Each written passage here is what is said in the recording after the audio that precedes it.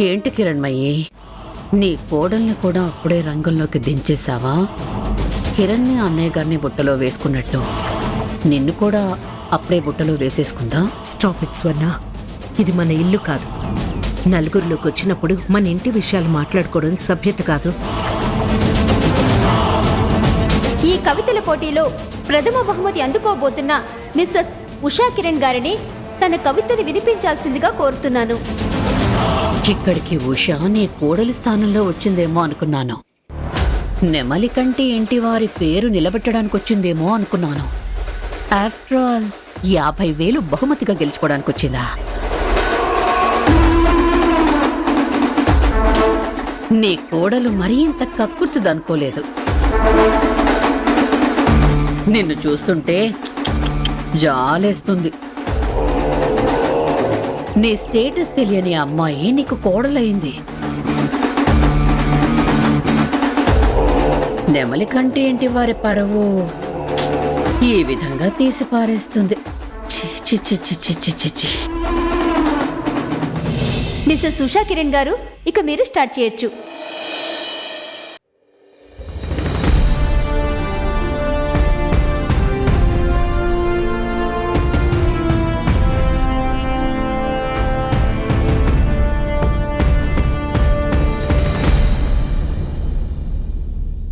ఓ బాలా, నీ బాల్యం బుడిబుడి అడుగుల అలరారు ప్రాయం, చిటిపొటి మాటల సెలయేటి గానం. నీ యవ్వనం సౌందర్యాల సమ్మోహనం, సౌభాగ్యాల సమ్మేళనం. ఓ యువతీ, అతిలోక సుందరిగా మెరవగలవు, అంతరిక్ష సాహసాలు చూపగలవు, ఆకాశంలో సగం పొందగలవు, అవలీలగా రాజ్యమేలగలవు. ఓ పడతి, నవరసాలతో రచనలు చేయగలవు, సంతతిని పద్ధతిగా పెంచగలవు, సంసారం బాధ్యతగా ఈదగలవు, వ్యాపార రంగాన్న నెగ్గగలవు, వ్యవహార సరళిని మార్చగలవు, జగతిని జాగృతి చేయగలవు, ప్రగతికే సోపానం వేయగలవు. ఓ మగువా, నేల తల్లి సహనానికి ప్రతిబింబం నువ్వు, కనిపించని దైవాలకు ప్రతిరూపం నువ్వు. అందుకే అందుకో వందనం, మా హృదయపూర్వక అభినందనల అభివందనం.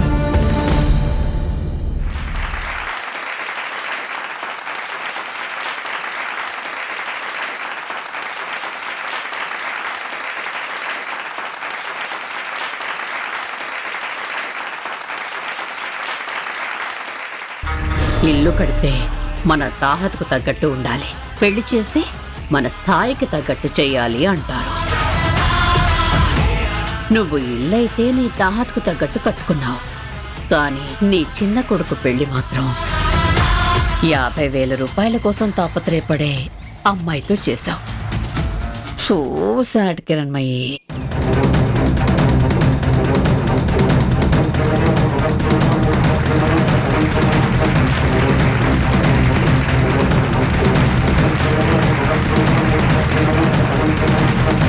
Wow, wonderful wonderful. అబ్బబ్బబ్బబ్బబ్బా, ఎంత అద్భుతమైన కవిత!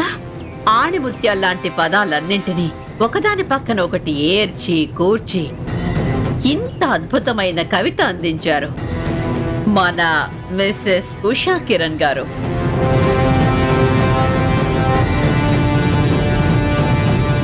ఇప్పుడు మన ముఖ్య అతిథి అయిన కిరణ్మయ్య గారి చేతుల మీదుగా ఉషా కిరణ్ గారికి అవార్డ్ ప్రెజెంటేషన్ జరుగుతుంది.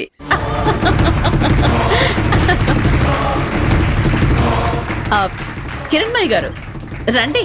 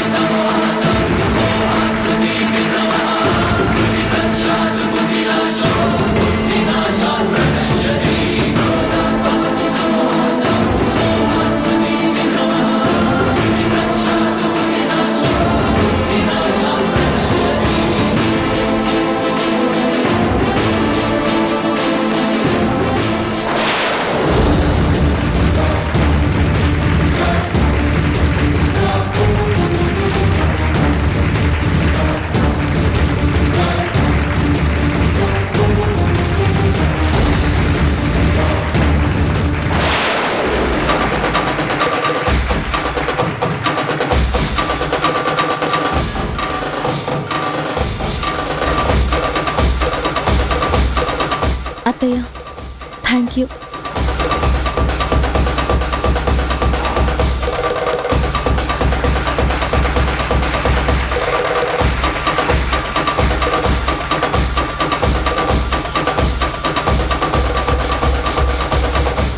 ఈ సందర్భంగా మన అవార్డు గ్రహీత శ్రీమతి ఉషా కిరణ్ గారిని 4 మాటలు మాట్లాడాల్సిందిగా కోరుతున్నాను. తీసుకోండి.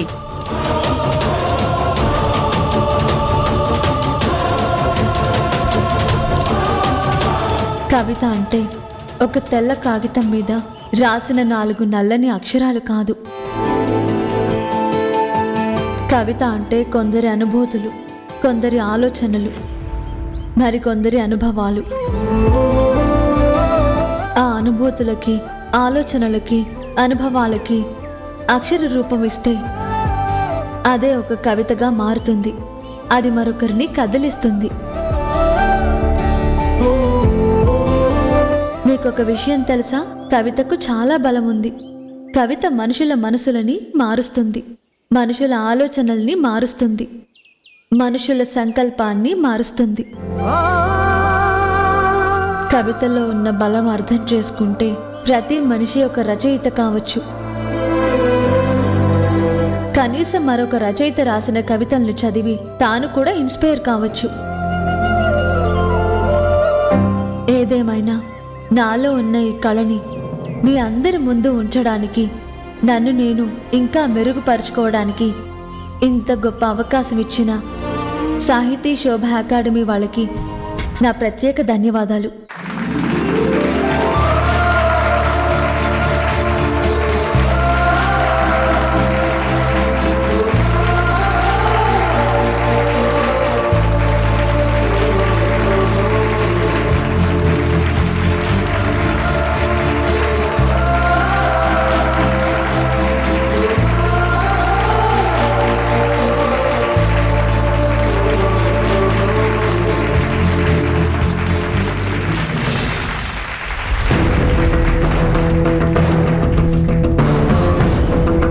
కవిత గురించి ఉషా కిరణ్ గారు చాలా చక్కగా వివరించారు.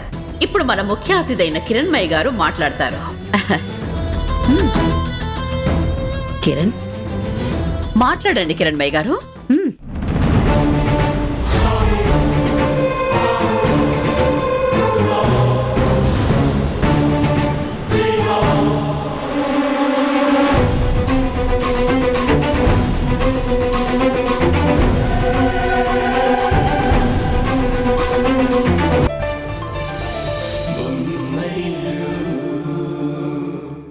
ఇంటి బయట వర్షం పడింది, అందుకే తెడిశాను, ఇందులో తప్పే ఉంది అన్నట్టుంది నీ వాదన. ఈ కుటుంబానికి ఒక పరువు ఉంది, ప్రతిష్ఠ ఉంది. వాటన్నిటిని నువ్వు నేలపాలు చేయాలనుకుంటున్నావా?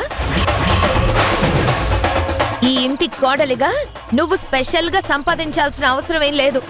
ఇక్కడ ఎవరిని అడిగినా నీకు కావాల్సింది పడేస్తారు. అలా పడేసేది భిక్ష. అది నాకొద్దక్క. గౌరవం, మర్యాద లేని చోట చేయి చాచి అడిగితే అది సహాయం అవ్వదు, భిక్షతో సమానమవుతుంది. నా తల్లిదండ్రులు భిక్షగాళ్ళు కాదు.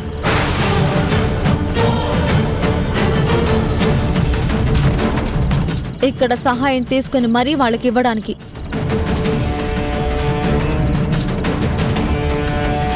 అందుకే నేను సంపాదించిన డబ్బుతో వాళ్ళకి సహాయం చేశాను.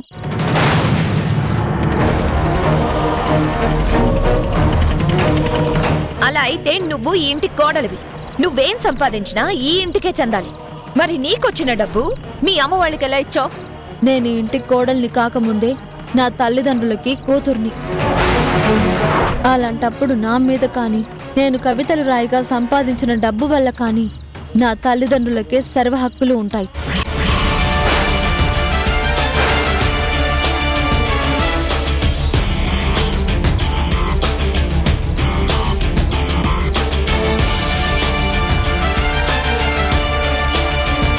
అత్తయ్య గారు, మిమ్మల్ని ఫంక్షన్లో స్త్రీ శక్తికి రూపం అని పొగిడారు. మీలాంటి వాళ్ళు ఎంతో మందికి ఆదర్శం కావాలి అని అన్నారు.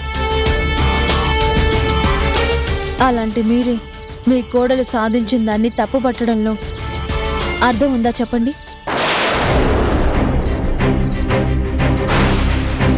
ఇదే స్థానంలో మరో అత్తగారుంటే కోడలు సాధించిన దానికి గర్వపడేవారు. కోడలు పేరు తెచ్చుకుంటుందని సంతోషంగా ఫీల్ అయ్యేవారు.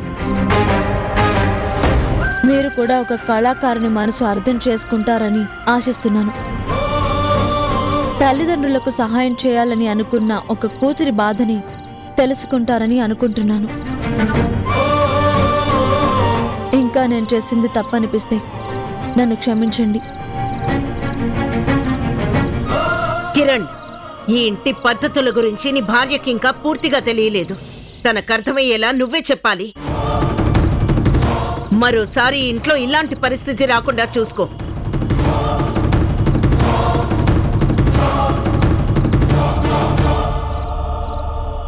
అమ్మా ఉషా, మీ అత్తయ్య మాటలేమీ పట్టించుకోకు. Anyhow, congratulations. I'm very proud of you. అవును ఉషా, అమ్మ అలానే ఉంటుంది. కవితల పోటీలో ఫస్ట్ రావడం అంటే మాటలా. Congratulations. Thank you so much బావగారు.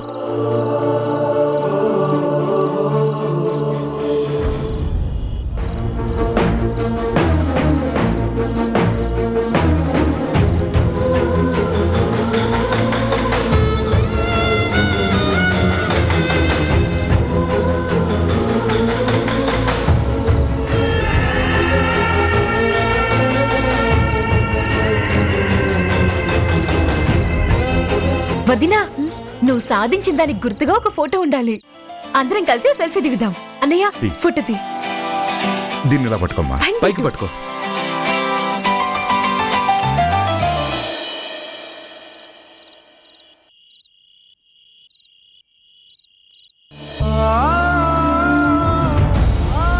వాళ్ళిచ్చే చిల్లర డబ్బుల కోసం అలాంటి కవితల పోటీలో పాల్గొంది ఇంటి కోడలు.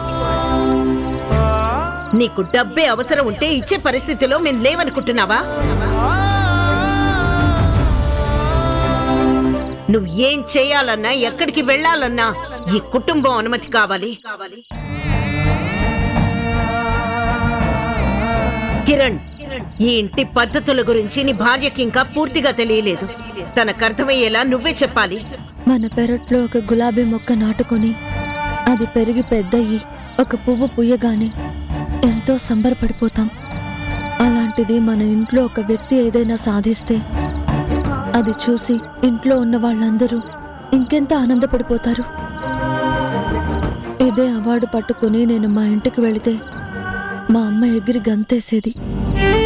చుట్టుపక్కలున్న అందరికీ నా కూతురు ఇది సాధించింది, అది సాధించింది అని ఎన్నో గొప్పలు చెప్పుకునేది. ఎందరి కళ్ళు నా మీద పడ్డాయో అని వెంటనే దిష్టి తీసి బొట్టు పెట్టేది. అలాంటిది ఇక్కడ నానా మాటలు పడాల్సి వచ్చింది.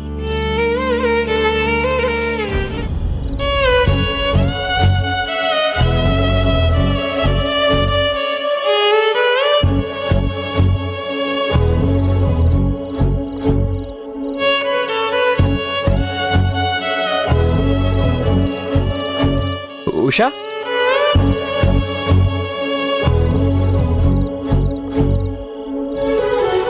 కంగ్రాచులేషన్స్.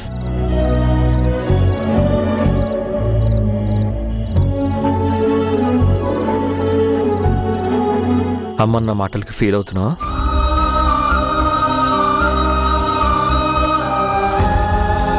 నీ బాధ గురించి నాకు అర్థమవుతుంది ఉషా. కానీ ఈరోజు నువ్వు సాధించిన దానికి నేనెంత హ్యాపీగా ఉన్నానో మాటల్లో చెప్పలేను. నిజంగానా? ఏం నమ్మడం లేదా? ఈ ఒక్క మాటతో నా గుండెలో ఉన్న బాధ అంతా ఎటో ఎగిరిపోయినట్టు అనిపిస్తోంది తెలుసా? నిజంగా నా విజయం నీకంత సంతోషం ఇచ్చిందా? Of course. చప్పట్ల విలువేంటో నాకు తెలుసు. ప్రశంసలతో వచ్చే సంతృప్తి ఏంటో నాకు తెలుసు. వాటి కోసం నేను ఎంతో కాలం ఆరాటపడ్డాను. నాకు దొరకని అదృష్టం నీకు దొరుకుతూ ఉంటే చూసి నేను ఆనందపడినా? థ్యాంక్ యూ అండి. Thank you so much. అమ్మ సంగతి నీకు తెలుసు కాబట్టి తన మాటలేం పట్టించుకోకు. నువ్వు ఇలాంటి కవితలు ఇంకా ఎన్నో రాయాలని, అవార్డ్స్ తీసుకోవాలని నేను మనస్ఫూర్తిగా కోరుకుంటున్నాను. అక్కడ ఆడిటోరియంలో 100 మంది కొట్టిన చప్పట్ల కన్నా ఇప్పుడు మీరు చెప్పిన 4 మాటలు నన్ను ఆకాశానికి ఎత్తేసినట్టు అనిపిస్తోంది. కవయిత్రినై కూడా ఈ సంతోషాన్ని మాటల్లో చెప్పలేనంత కొత్త హాయి నన్ను కమ్మేసినట్టు అనిపిస్తోంది. చూసావా, మాటలు రావంటూనే ఎంత ఈజీగా మాటల్ని కవితలా అల్లేసావో. నేను చాలా సంతోషంగా ఉన్నాను. ఈ సంతోష సమయంలో నా గెలుపు నా భర్తకే అంకితం ఇవ్వాలనుకుంటున్నాను. తీసుకోండి.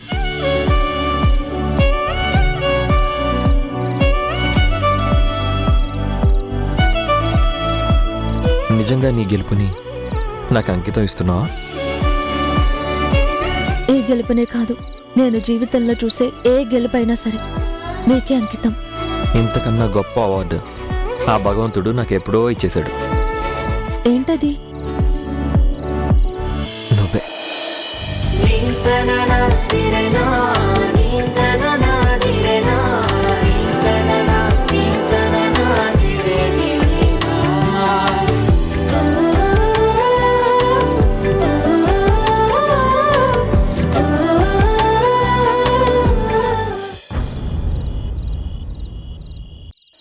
వావ్, రేపు రేవ్ పార్టీయా? దాని గురించి ఎప్పుడూ నేను వినడమే తప్ప ఒక్కసారి కూడా వెళ్ళింది లేదు. నాకు కూడా రావాలనుంది, కానీ ఇంట్లో ఏం చెప్పి రావాలి? డైరెక్ట్ గా చెప్పలేను, కానీ మా నాన్నకి మాత్రం ఏదోలా మస్కా కొట్టి రావడానికి ట్రై చేస్తాను. ఇంతకీ పార్టీ ఎక్కడ?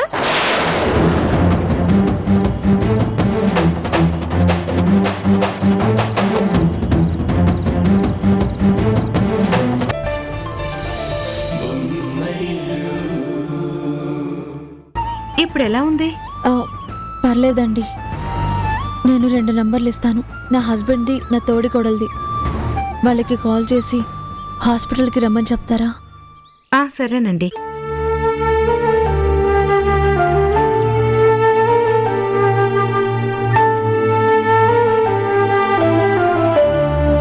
డాక్టర్, ఐసీయూలో ఉన్న పేషెంట్ పరిస్థితి ఏంటి?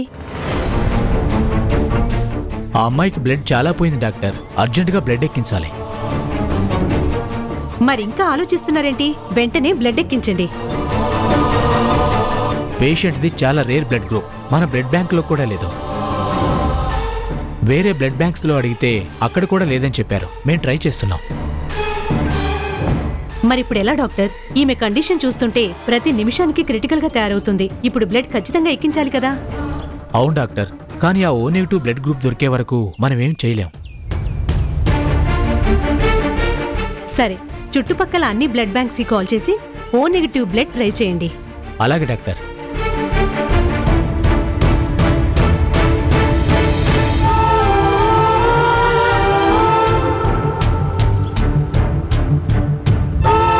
మేడం, కాల్ చేసి రమ్మని చెప్పాను.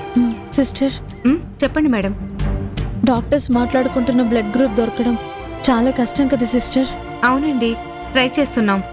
నాది కూడా అదే బ్లడ్ గ్రూప్ సిస్టర్. వీలైతే నా బ్లడ్ తనకి ఎక్కించండి. మీదా? అవును. మీరు ఒకసారి డాక్టర్ గారిని పిలవండి, నేను మాట్లాడతాను. సరేనండి.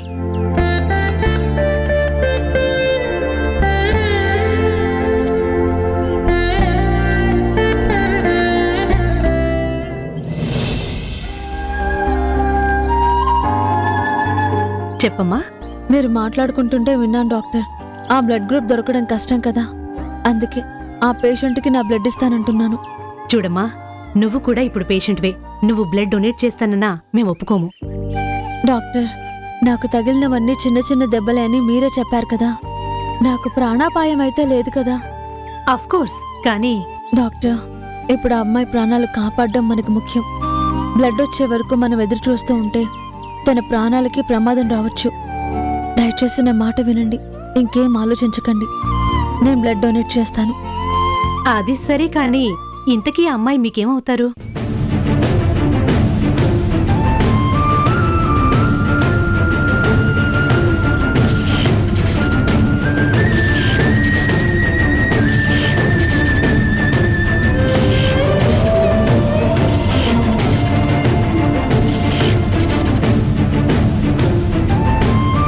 తను నా ఫ్రెండ్ డాక్టర్. దయచేసి వెంటనే నా బ్లడ్ తనకు ఎక్కించడానికి ఒప్పుకోండి. సరేనమ్మా. సిస్టర్, వెంటనే ఆ ఏర్పాట్లు చూడు. Okay madam.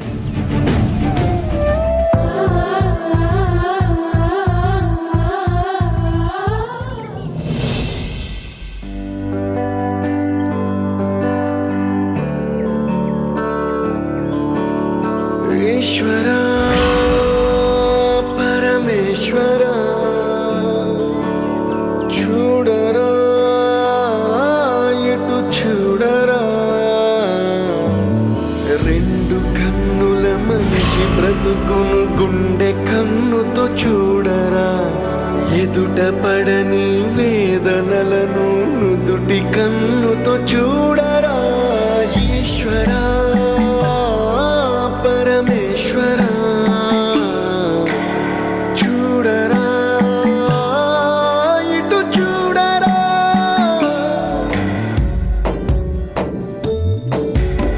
నువ్వు రాసిన రాతలిచ్చట మార్చుతూ మార్చుతుంటే నేలపైన వింతలన్నీ నింగి కన్నుతో చూడరా. ఈశ్వరా పరమేశ్వర చూడరా ఎటు చూడరా, మసక బారిన కంటి పాపకి ముసుగు తీసే వెలుగులాగా, కాలమడిగిన కఠిన ప్రశ్నకు బదులు ఎదురవ్వరా. ఈశ్వరా పరమేశ్వర చూడరా ఎటు చూడరా.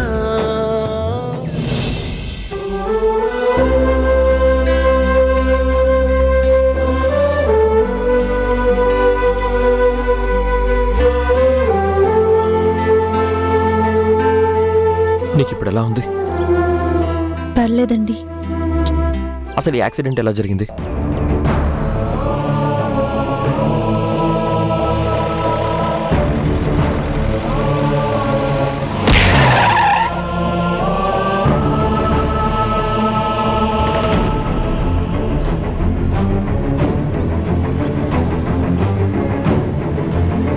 ఇప్పుడు యాక్సిడెంట్ గురించి చెప్తే అందరూ నిషాని తప్పుపడతారు, తన మీద పగ సాధించాలనుకుంటారు.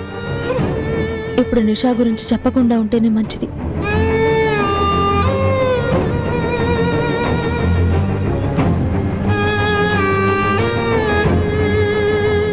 ఉషా, యాక్సిడెంట్ ఎలా అయిందమ్మా?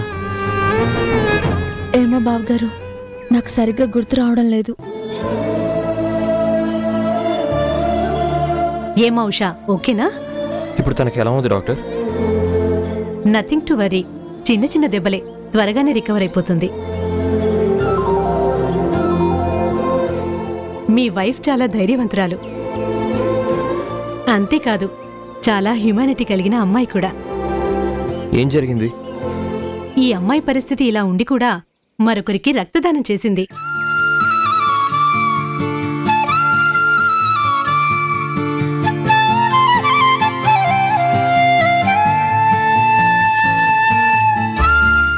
ఈ రోజుల్లో ఎంతమంది ఇలా చేస్తారు? She's really great. Thank you doctor.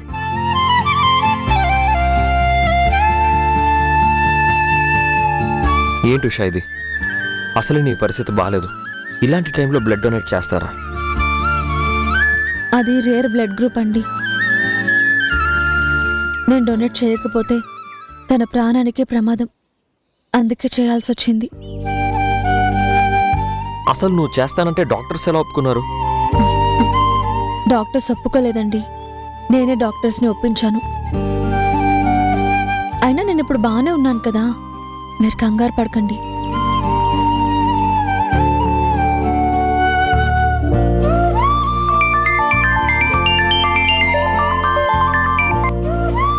చెప్పరా. అవునా, సరే, మేము హాస్పిటల్లోనే ఉన్నాం. తరుణ్ కాల్ చేశాడ్రా. ఈ యాక్సిడెంట్ అయిన ఏరియా ఎస్ఐ ఉషా దగ్గర నుంచి స్టేట్మెంట్ తీసుకోవడానికి హాస్పిటల్కి వస్తున్నాడు. స్టేట్మెంట్ దేనికి? యాక్సిడెంట్ కదా, అనుకోకుండా జరిగిందా, ఎవరైనా కావాలనే చేశారా, ఎంక్వైరీ చేయాలి కదా, అందుకే వస్తున్నారు.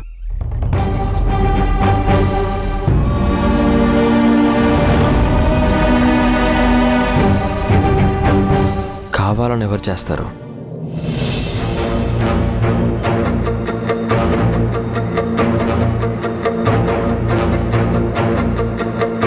అయ్యో, నా కూతురికి ఇప్పుడు ఎలా ఉందో, అసలు దానికి ఇలాంటి పరిస్థితి ఏంటో. తనకేమీ కాదు, నువ్వు కంగారు పడకు. నిషా ఎక్కడుందమ్మా? ఇటు సైడ్ ఉంది.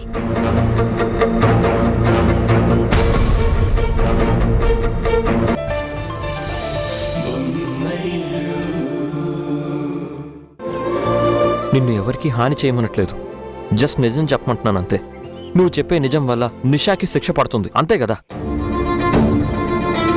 తప్పు చేసిన వాళ్ళకి శిక్ష పడడంలో తప్పు లేదు. ఏవండి, నేను ముందే చెప్పాను కదా, నిషా వల్ల నాకు ఎలాంటి హాని జరగలేదు. ఈ యాక్సిడెంట్కి తనకి సంబంధం లేదు. ఇక ఆ విషయం వదిలేయండి. నిన్ను ఇబ్బంది పెట్టడానికి ప్రయత్నించిన వాళ్ళ మీద ఇంత కన్సర్న్ చూపించడం తప్పు షా. ఏవండి, నిషాకి నా మీద కోపం ఉండొచ్చు, కానీ నన్ను చంపేంత కోపం అయితే తనకు ఉండుండదు. ఇది అనుకోకుండా జరిగిన ప్రమాదం. ఇక ఈ విషయం గురించి వదిలేయండి. ఉషా, నువ్వెంత దాచిపెడుతున్నా ఏం జరిగిందో నేను ఊహించగలను. ఆ నిషా ఏం చేసిందో నేను కనిపెడతాను. ఇదంతా ఈజీగా వదిలిపెట్టను.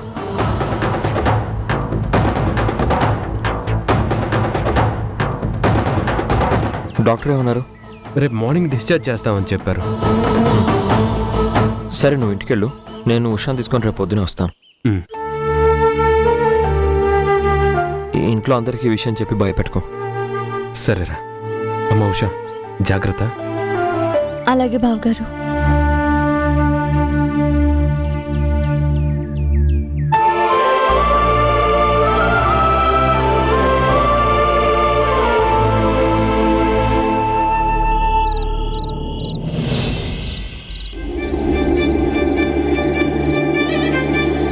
ఇది చేసిన పిచ్చి పని వల్ల అందరం జైళ్ల చుట్టూ, కోర్టుల చుట్టూ తిరగాల్సిన పరిస్థితి ఏర్పడుతుంది.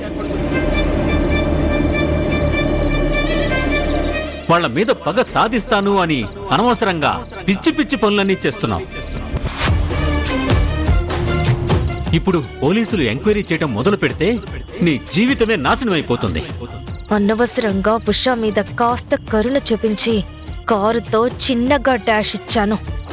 ఉషా చచ్చేలా గుద్ది పడేస్తే ఒక పని అయిపోయేది, దాని పీడ విరగడైపోయేది. అయినా ఇప్పుడు మాత్రం ఏమయ్యింది? అవకాశం ఇంకా నా చేతుల్లోనే ఉంది.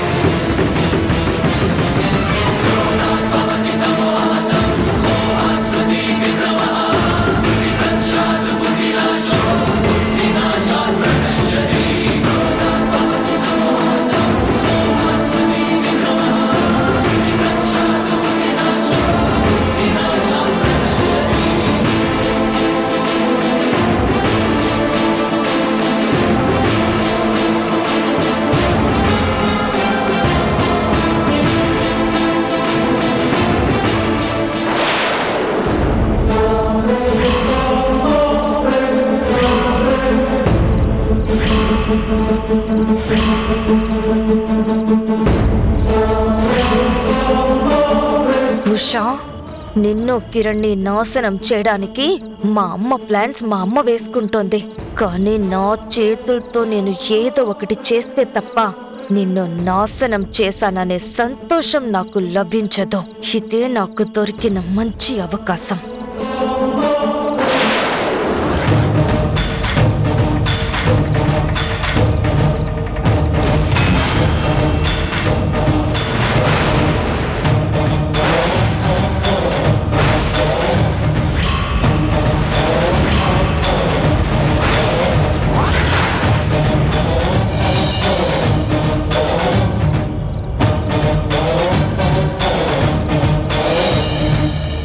ఇన్ని రోజులుగా నీ మీద పెంచుకున్న పగ ఈ రోజు తీరబోతుంది ఉషా.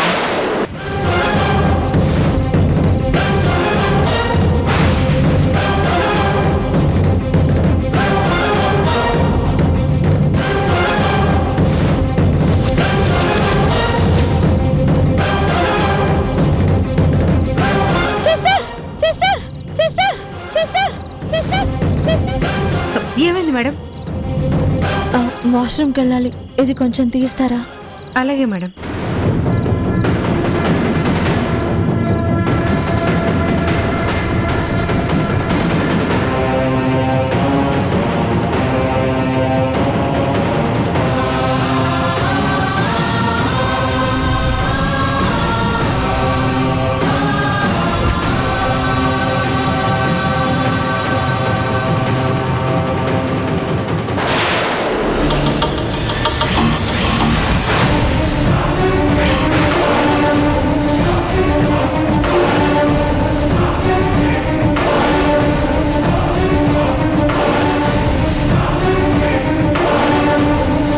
ఇదేంటి, ఫ్రూట్స్ కట్ చేసే కత్తి కింద పడుంది?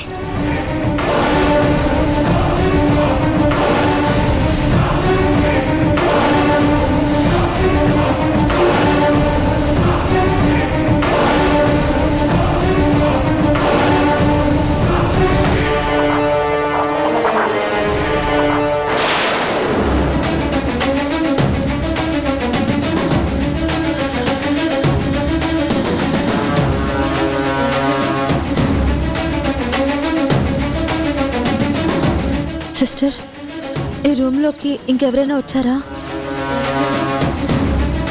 ఎవరూ రాలేదండి.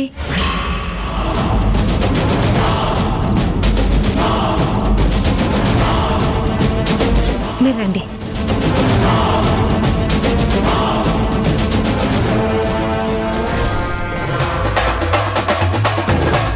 ఈ రోజుతో ఈ ఉషా పీడ విరగడైపోతుందనుకున్నాను.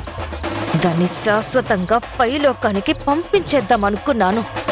కానీ దాని టైం బాగుండి బ్రతికిపోయింది.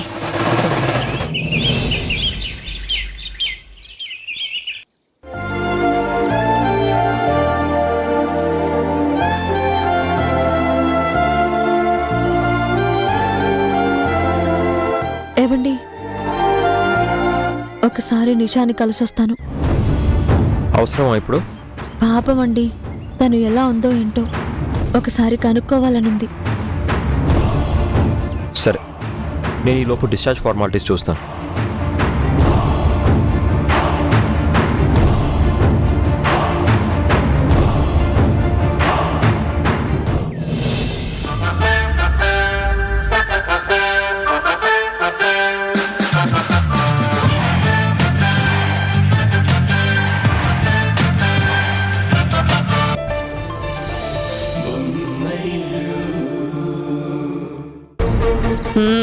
ఇది మరీ బాగుంది. మనం సెలెక్ట్ చేసినంత మాత్రాన అది సరే అని తల వంచుకుని తాళి కట్టించుకుంటుంది అనుకుంటున్నారా? అది మొండితనంలో మాస్టర్ డిగ్రీ తీసుకుంది. దాన్ని ఒప్పించడం మన వల్ల కాదు. అయినా ముందు దాన్ని దెబ్బల నుంచి బయటపడినివ్వండి. కాస్త కోలుకున్నాక ఈ విషయాలన్నింటి గురించి ఆలోచిద్దాం.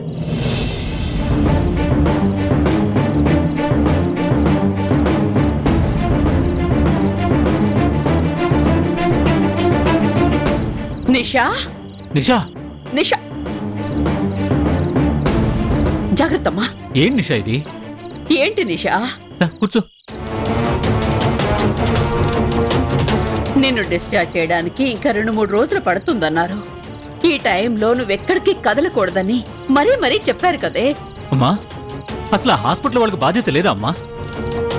ఇంకా నీకు 2-3 రోజులు ట్రీట్మెంట్ ఇవ్వాలని చెప్పారు.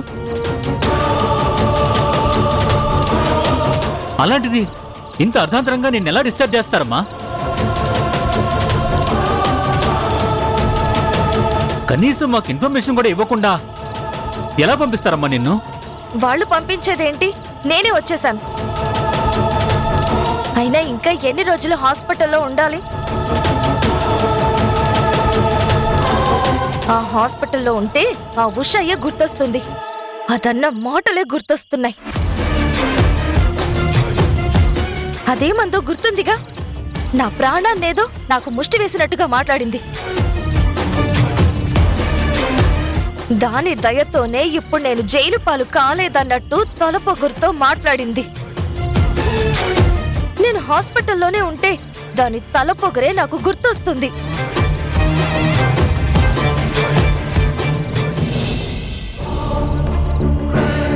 ఈ ఫోటోలేంటి?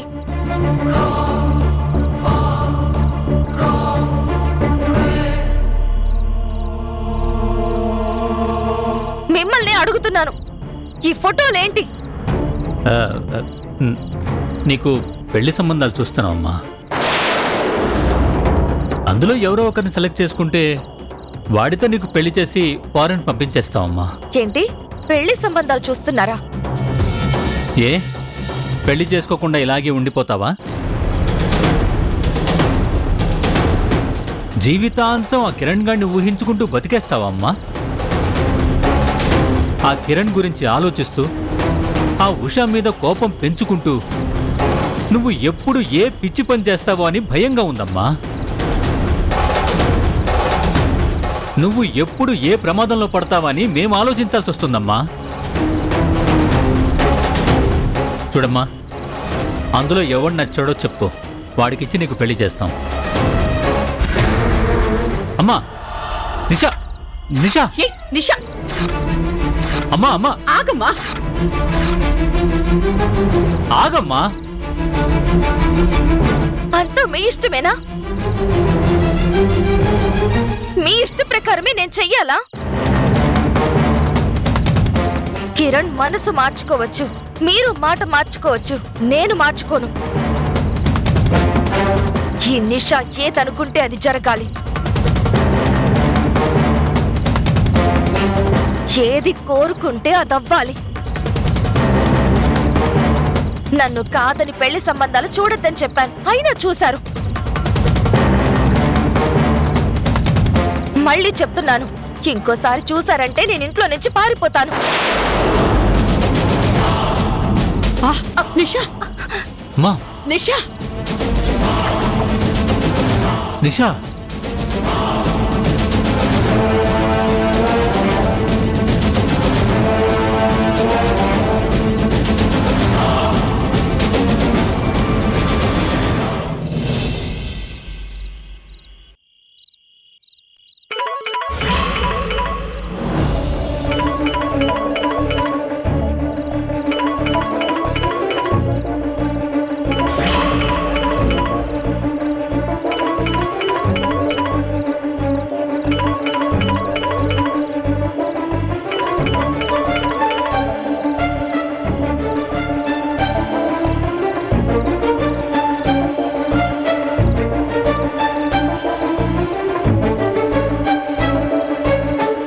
ఉషా, రవి, నేను కిరణ్ని మాట్లాడుతున్నా.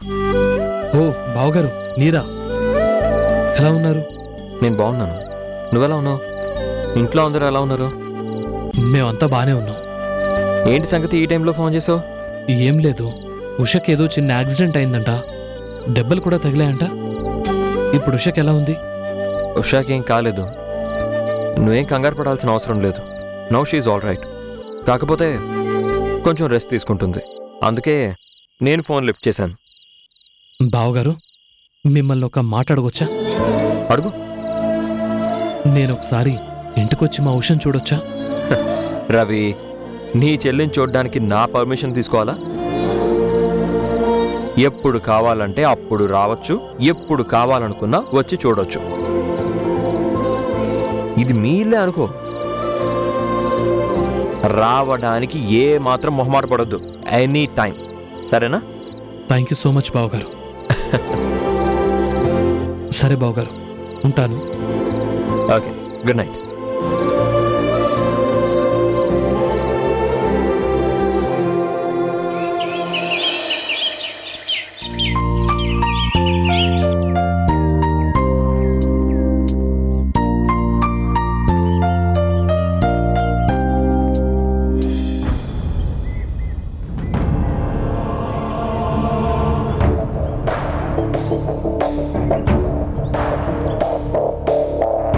మేడం,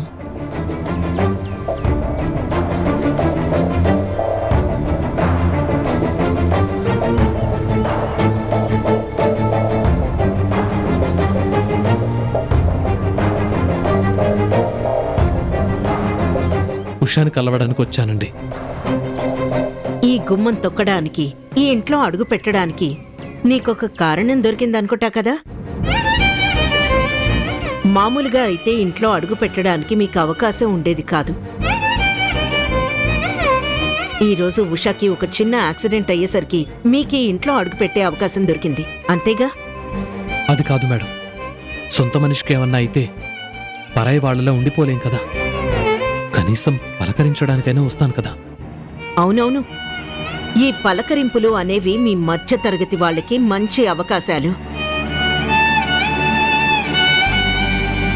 పలకరింపుల పేర్లతో పిలవకపోయినా వస్తారు. మాట కలిపి లేనిపోని ప్రేమలన్నీ ఒలకబోస్తారు. అవకాశం చూసుకొని వెన్నుపోటు పొడుస్తారు, అంతే కదా? ఏంటి, ఏం మాట్లాడడం లేదు? అయినా ఇంత మంచి అవకాశం దొరికితే నువ్వొక్కడివే వచ్చావేంటి? నీతో పాటు తోకల్లా మీ అమ్మ నాన్న కూడా రావాలి కదా. అవకాశం దొరికింది కదా అని ఈ ఇంట్లో అడుగు పెట్టడానికి గుంపులుగా వచ్చేస్తారు కదా. వాళ్ళు రాలేదేంటి?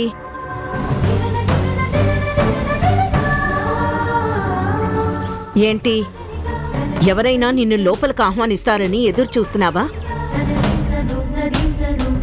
ఈ ఇంట్లో నీ రాక కోసం ఎదురు చూసేవాళ్లు లేరు, నిన్ను లోపలికి ఆహ్వానించే వాళ్ళు ఉండరు.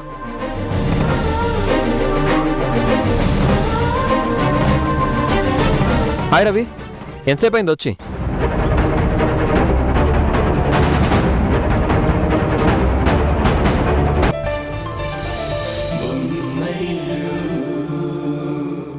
అందులో తప్పేముంది?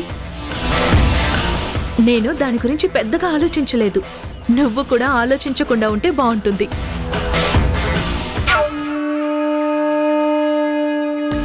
అదేంటి, అగ్గిపుల్ల రంగదిద్దామని అనుకుంటే ఉఫ్ఫుమని ఊది ఆర్పేసింది. అయినా ఈ రోజు కాకపోతే ఇంకొకసారి తగిలెట్టే అవకాశం వస్తుంది. చదరంగం ఆటలో రాజుకి చెక్ పెట్టాలంటే మొదటి ఎత్తులో సాధ్యపడదు. ఎన్నో ఎత్తులు వేయాలి. వేస్తా, ఎదురు చూస్తూ ఉండా.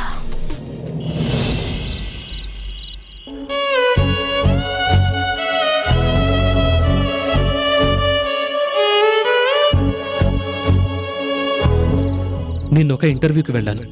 నా సర్టిఫికెట్ చూసి, నా క్వాలిఫికేషన్ చూసి ఉద్యోగం ఇవ్వడానికి సిద్ధపడ్డారు. అంతలోనే వాళ్లకు ఫోన్ కాల్ వచ్చింది. ఆ ఫోన్ మాట్లాడి పోలీస్ స్టేషన్కి వెళ్ళొచ్చిన నీకు ఉద్యోగం ఇవ్వలేమని చెప్పి పంపించేశారు.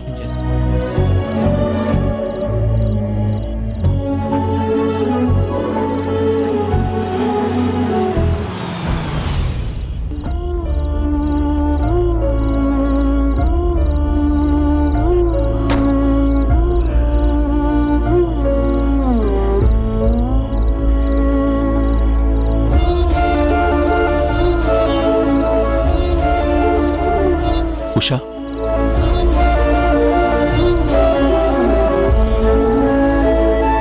ఏంటి ఉషా, ఇంకా పడుకోలేదా? నిద్ర రావడం లేదు బావగారు. ఒక మనిషికి నిద్ర ఎప్పుడు రాదో తెలుసా? అయితే సంతోషంలో అయినా ఉండాలి, లేకపోతే బాధలో అయినా ఉండుండాలి. నువ్విప్పుడు అంత సంతోషపడే విషయమైతే ఏదీ జరగలేదు. అంటే ఏదో బాధలో ఉన్నావు, దాని గురించే ఆలోచిస్తున్నావు, అంతేనా? మీరు చెప్పింది నిజమే బావగారు. ఏమైంది ఉషా? అన్నయ్య ఉద్యోగం కోసం చాలా చోట్ల ట్రై చేస్తున్నారు, కానీ ఎక్కడ దొరకడం లేదు. అదేంటి? మీ అన్నయ్యకి మంచి క్వాలిఫికేషన్ ఉంది, క్యారెక్టర్ కూడా చాలా మంచిది. అలాంటప్పుడు ఉద్యోగం ఎందుకు రావట్లేదు? వ్యక్తిత్వం ఎంత గొప్పదైనా అయ్యుండొచ్చు, కానీ దాని మీద ఒక్కసారి మచ్చపడ్డాక తొడవడం చాలా కష్టం కదా బావగారు. అంటే గతంలో జరిగిన విషయాలు అన్నయ్యని ఇంకా వెంటాడుతున్నాయి, అన్నయ్యని ఇంకా దోషిగానే ప్రపంచానికి చూపిస్తున్నాయి. తన మీద పడ్డ మచ్చ నిజమో అబద్ధమో తెలుసుకోకుండానే అందరూ అన్నయ్య వ్యక్తిత్వానికి దోషి అనే ట్యాగ్ని తగిలించి వెలివేస్తున్నారు. ఉద్యోగం ఇవ్వడానికి ఆలోచిస్తున్నారు. చేయని తప్పుకి అన్నయ్య శిక్ష అనుభవిస్తున్నారు. ఇప్పుడు ఉద్యోగం రానందుకు ఇంకా దిగులు పడిపోతున్నాడు. I can understand Usha. మన ఫ్యాక్టరీలో జరిగిన ఇన్సిడెంట్ ఇంకా రవిని వెంటాడుతుందన్నమాట, అంతే కదూ? అన్నయ్యకు ఉద్యోగం ఉంటేనే కదా ఇంట్లో గడిచేది. నాన్నగారికి పెద్ద ఆదాయం లేదు, అమ్మకు ఆరోగ్యం బాగోటం లేదు, అన్నయ్యకేమో ఉద్యోగం దొరకడం లేదు. ఇంట్లో పరిస్థితి ఇలా ఉందని తెలిసాక కూడా నేనెలా సంతోషంగా ఉండగలను? నాకు అర్థమైంది ఉషా. ఇక మీ అన్నయ్య గురించి ఆలోచించుకో. నా సర్కిల్లో ఎవరైనా తెలిసిన వాళ్ళ దగ్గర ఉద్యోగంలో పెట్టడానికి ట్రై చేస్తాను. నువ్వు అనవసరంగా ఈ విషయాల గురించి ఆలోచించి మనసు పాడు చేసుకోకు. నీ ఆరోగ్యం కూడా బాలేదు కదా. అలాగే బావగారు. Good night. Good night.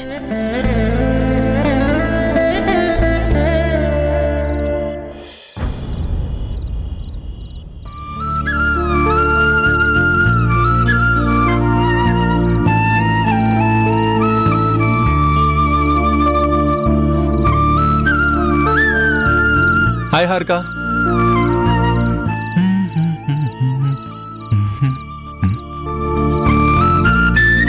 ఏంటి ఇంకా పడుకోలేదా?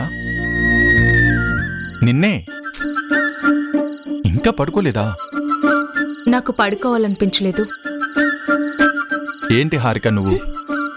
టైంకి తిని టైంకి పడుకోవాలి, అప్పుడే పుట్టబోయే బిడ్డ ఆరోగ్యంగా పుడుతుంది. పుట్టబోయే బిడ్డ మీద ఉన్న ప్రేమ శ్రద్ధ కొట్టుకుని పెళ్ళం మీద మాత్రం లేదు కదా.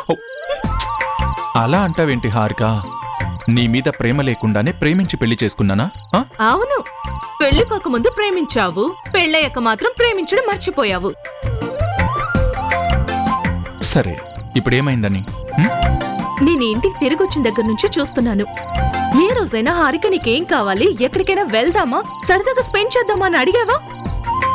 నా కడుపులో మీ బిడ్డ ఉంది కాబట్టి నా మీద ప్రేమ ఒలకబోస్తున్నావు. తనే లేకపోతే ఈ చిన్నపాటి కేరింగ్ కూడా ఉండేది కాదు. హారిక, ఇప్పుడు నన్నేం చేయమంటావు? నా జాబ్ గురించి నీకు తెలుసు కదా. మరంత జాబ్ ఉండగా నన్నెందుకు ప్రేమించి పెళ్లి చేసుకున్నావు? హారిక ప్లీజ్. అక్కా, సారీ, రాకూడని టైంలో వచ్చానా? అదేం లేదు ఉషా, రా.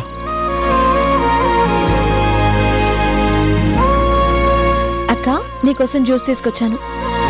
నాకిప్పుడు తాగాలని లేదు ఉషా.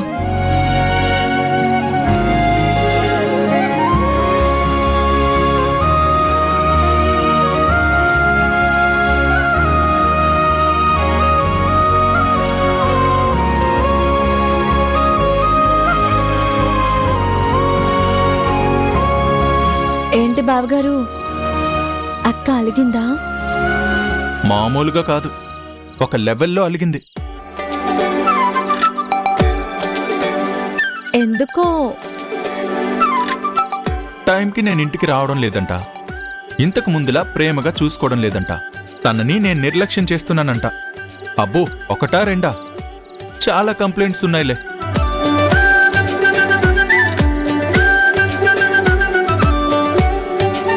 అవును, ఇలాంటి విషయాలైతే హారిక అక్కకి అడిగే హక్కు ఖచ్చితంగా ఉంటుంది. ఏంటి ఉషా, నువ్వు కూడానా? అవును బావగారు, భార్యలు చెప్పింది భర్తలు వినకపోతే భార్యలు ఇలాగే అలుగుతారు.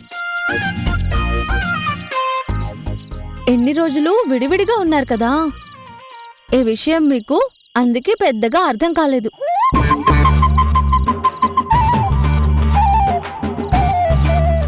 ఒకసారి బతిమలాడి చూడండి. హ్మ్.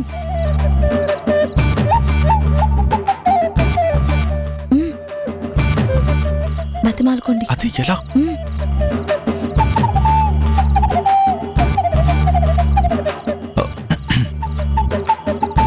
హారిక, ఈ అలగడాలు కోపడ్డాలు ఏంటి? Just try to understand. చూసావా చూసావా ఎలా చేస్తుందో? అయ్యో బావగారు, ఊరి బయట ఎంత పెద్ద పోలీస్ ఆఫీసర్ అయినా ఇంట్లో మాత్రం ఒక భార్యకి భర్తే. ఇక్కడ కూడా మీరు పోలీస్ ఆఫీసర్లా బిహేవ్ చేస్తే ఎలా? మరి ఎలా బిహేవ్ చేయాలి? భార్యని ప్రేమించే భర్తలా ఉండాలి. భార్య మనసు కరిగించే భర్తలాగా బిహేవ్ చేయాలి.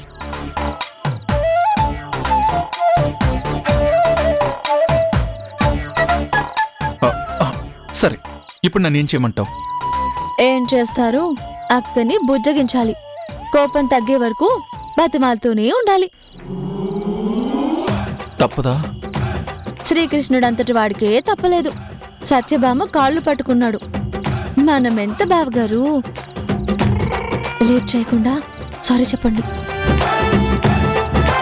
ఓ, మీరు లేడీస్ కదా? లేడీస్ ఒకటే పార్టీ. సరే, ఏం చేస్తాం? తప్పుతుందా? ఉఫ్.